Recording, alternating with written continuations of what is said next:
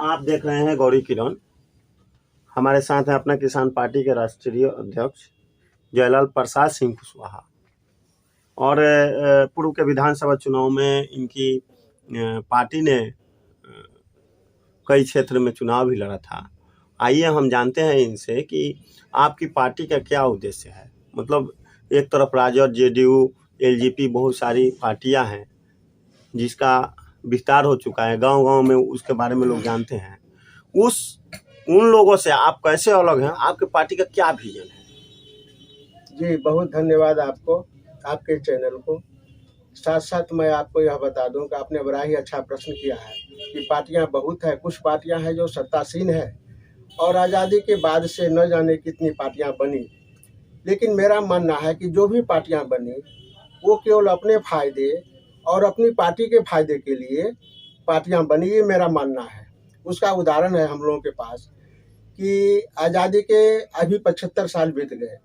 Congress party बहुत लंबे समय तक शासन में रही, कई राज्यों में और केंद्र में तो लगातार। लेकिन आज तक जो वोट हमारा सर्वाधिक आबादी का वोट है किसानों का, उसके किसानों का वोट लेकर के कोई भी पार्टियां सत्ता में आई है।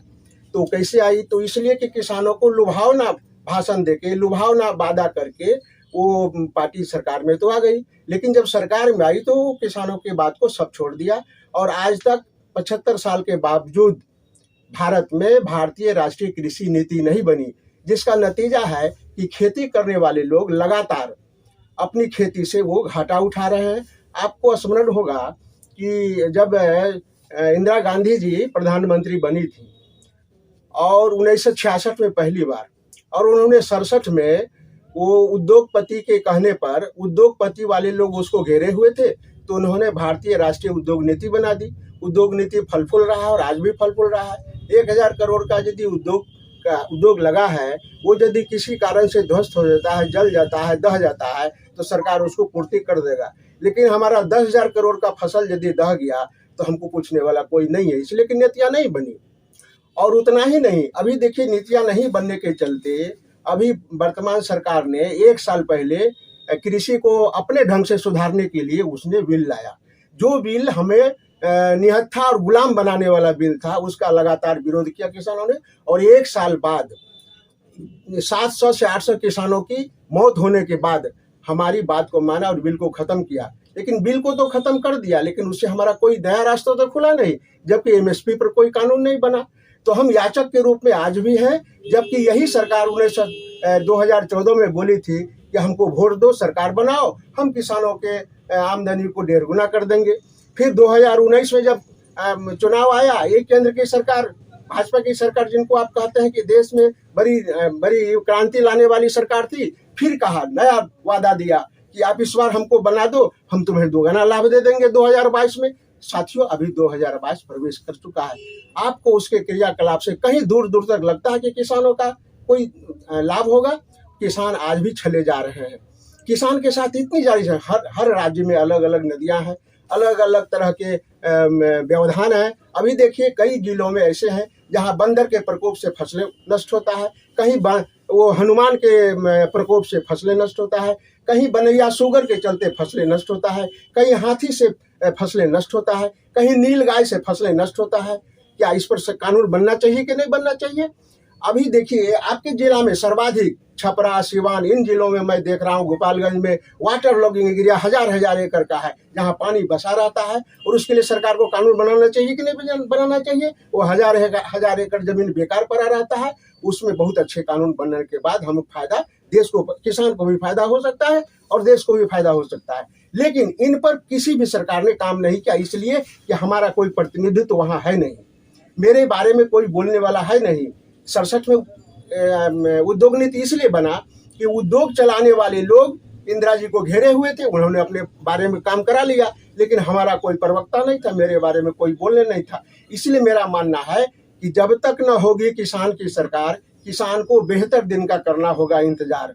जब तक हमारा उपस्थिति संसद में, विधानसभा में एमएलए और एमपी के रूप में नहीं होगा। जहां कानून बनता है वहां यदि हमारी उपस्थिति नहीं होगी, हमारे लिए कोई कानून बनेगा नहीं। जब हमारी उपस्थिति वहां होगी, हम अपनी व्यथा को रखेंगे और हम अपनी व्यथा के अनुसार हम उसको कानून बनाने के लिए प्रेरित करेंगे। उतना ही नहीं, वहां जो लोग बैठे हुए हैं वो आईएएस कैडर के लोग बैठते हैं कानून बनाने के लिए। वो आईएएस को लोग आज तक मान्यता दे रहे हैं, ये राजनीतिक करने वाले लोग शंकर भगवान मानते हैं। क्या वो जानते हैं हमारे जीवन के असलियत को? क्या जानते हैं?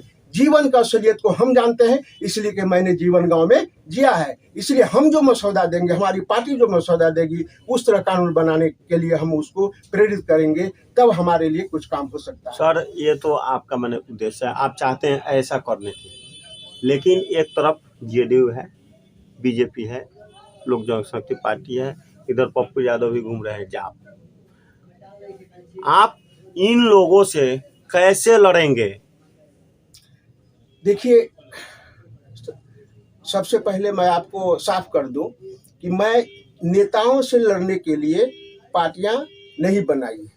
हम अपनी बात को, जिसके लिए लड़ाई लड़ना है, जो बेबसी की जिंदगी जी रहा है, उसका जिंदाबाज करने के लिए हमने पार्टी बनाई है।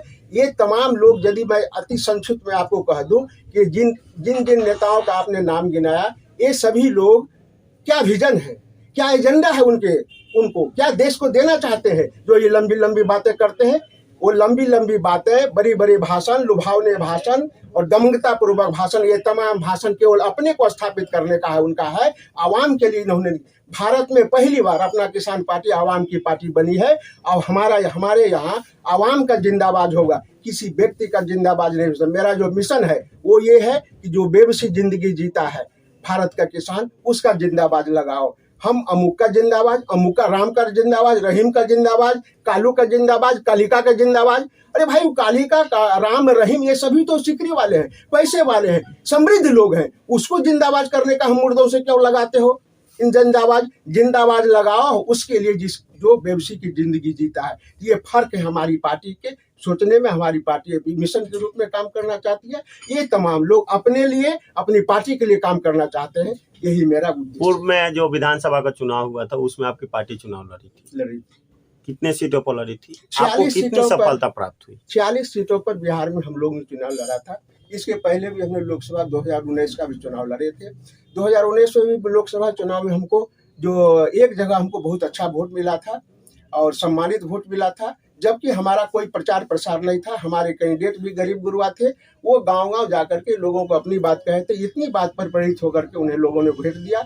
और विधानसभा चुनाव का जो पीरियड रहा, वो कोरोना से पीड़ित पीरियड रहा। हम लोग जमीन तक नहीं जा सके और फिर भी हम लोगों का जो प्रत्याशी था, वो अपने बल पर कहीं 6,000, कहीं 8,000, कहीं 22,000 तक वोट लाने का काम किया।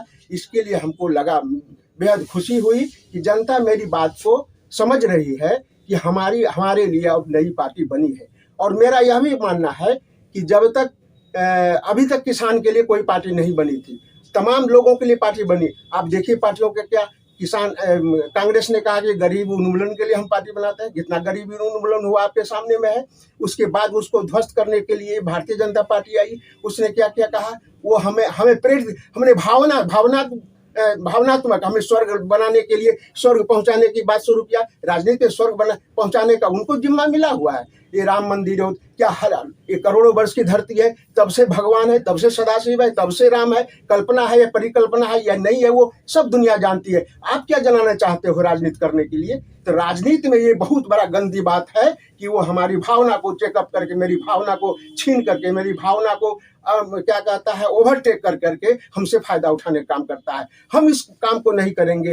हम उसके पीड़ित आत्मा को कैसे सुधार होगा? पीड़ित आत्मा आज भी बिहार, न केवल बिहार बल्कि देश के पैमाने पर वीकर सेक्शन 39% आबादी है, जिसके यहाँ बच्चे पैदा होते हैं, रोगग्रस्त बच्चा पैदा होता है और रोगग्रस्त में ही वो बढ़ता है, बुढ़ाता है और मर जाता है। सरकार को इसके लिए नीतियां बननी चाहिए कि नहीं बननी चाहिए?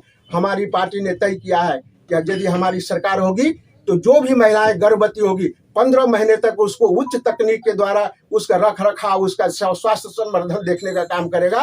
5 किलो अनाज तो सरकार दे रही है। जो अनाज दे रही है, आप मुआयना करिए, थोड़ी भावनात्मक आप सोचिए। एक व्यक्ति को 5 किलो अनाज दे करके हम उसका क्या लाभ कर रहे हैं, जबकि हम उससे अब हमारा जो फसल है वो हमारा नष्ट होता है, उसको आपने संवर्धन नहीं किया, उसकी सुरक्षा नहीं की, 5 किलो अनाज दे दिया। क्या एक 5 किलो अनाज प्रति 30 दिन के अंदर में कई ग्राम करके पड़ा, उतने से हम जी लेंगे?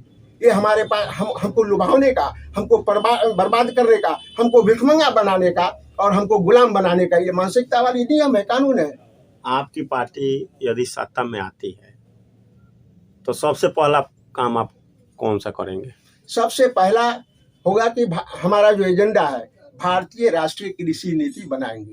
कृषि नीति बनाने का मसौदा होगा कि जलवायु और तापमान के आधार पर क्षेत्रों का वर्गीकरण करेंगे, कौन सा स्टेट, कौन सा इलाका, कौन सा एरिया सर्वाधिक अच्छी फसल देती है, उसके आधार पर तब हम तय करेंगे कि हम फसल, खेत से उत्पादित फसलों का कितना खपत करते हैं, अपने कितना खाते हैं, देश को कितना खिलाते हैं, विदेश को कितना खिलाते हैं। वह जो हमारा ये मापदंड होगा, वह जो हमारा क्वांटिटी होगा, उसी के आधार पर हम उत्पादन तय करेंगे।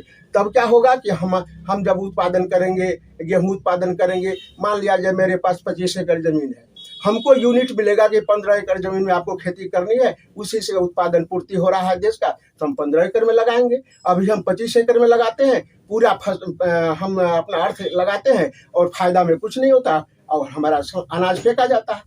तब जब हम 15 एकड़ में लगाएंगे तो 10 एकड़ जमीन हमारा रेस्ट करेगा, जो दूसरी फसल में दूसरा फसल जब लगाएंगे तो कम खर्च में भी हमारा अच्छा आमदनी होगा। और फिर आप देखिए कि 15 एकड़ में जब हम फसल लगाएंगे, उससे जो उत्पादन होगा, मान लिया जाए उत्पादन में हमको 1000 रुपये क्विंटल का उत्पादन रेट पड़ा, तो हम बाजार को कहेंगे कि 1500 रुपया में बेचेंगे, 500 रुपये हमारा फायदा रहेगा। तब वो 500 रुपये फायदे दे करके हमारा सामान बिकेगा, तब हम खुद रेट तय कर सकते हैं कि हमारा, इसलिए तय कर सकते हैं कि हम उतना ही पैदा किए जितनी आवश्यकता है देश को, तब हमारा रेट चलेगा। जिस तरह की उद्योग में होता है, 1 रुपया के टेबलेट, वो पैदा उसको पता है कि कितना सेल होना है, 1 रुपया के टेबलेट का दाम रखता है 20 रुपया, और 20 रुपया में हमसे खरीदवाता है, हम उसको खरीदते हैं। इसलिए उसकी नीति बनी हुई है। हमारी कोई नीति है नहीं है, इसलिए हम 15 एकड़ के जगह पर 20 एकड़ में गेहूं लगाते हैं, अब बोरे में ले जा करके बाजार को देते हैं, कहते हैं कि मेरा दाम लगा दो। जबकि वो 5 किलो लोहे को गला करके 4 किलो का बाल्टी तैयार करता है, उसमें 300 रुपया उसका खर्च आता है, वो लिखता है 610 रुपया, 610 रुपया में हम खरीदते हैं। ये अंतर है, इस अंतर को पाटने के लिए जब तक नियम नहीं बनेगा तब तक नहीं होगा। दूसरा हमारा होगा कि भारतीय राष्ट्रीय जल प्रबंधन की नीति बनी। हर इलाके में, हर राज्यों में अलग अलग नदियां हैं जो बाढ़ के समय में पानी उछाल लगाती है और रूरल एरिया को, जहाँ खेती होती है हमारी, जहाँ हमारा धन जन बल रखता है, उसको बर्बाद करती है। उसके लिए कानून बनना चाहिए कि नहीं बनना चाहिए? मेरा मानना है, मेरा मसौदा है कि हर नदी का सर्वे होगा और जितना पानी वो उछाल मारती है, मान लिया जाए 4 लाख क्यूसेक पानी एक नदी उछाल मारती है, हम उसको 4 बड़े बड़े ड्रेन बनाएंगे। 1 लाख क्यूसेक पानी उछाल मारेगा, वो ड्रेन में जाएगा, ड्रेन गंगा को देगी, गंगा समुद्र को देगी, बाहर आएगा चला जाएगा, हमें पता भी नहीं चलेगा, हमारी क्षति भी नहीं होगी, हम सुरक्षा रहेगा।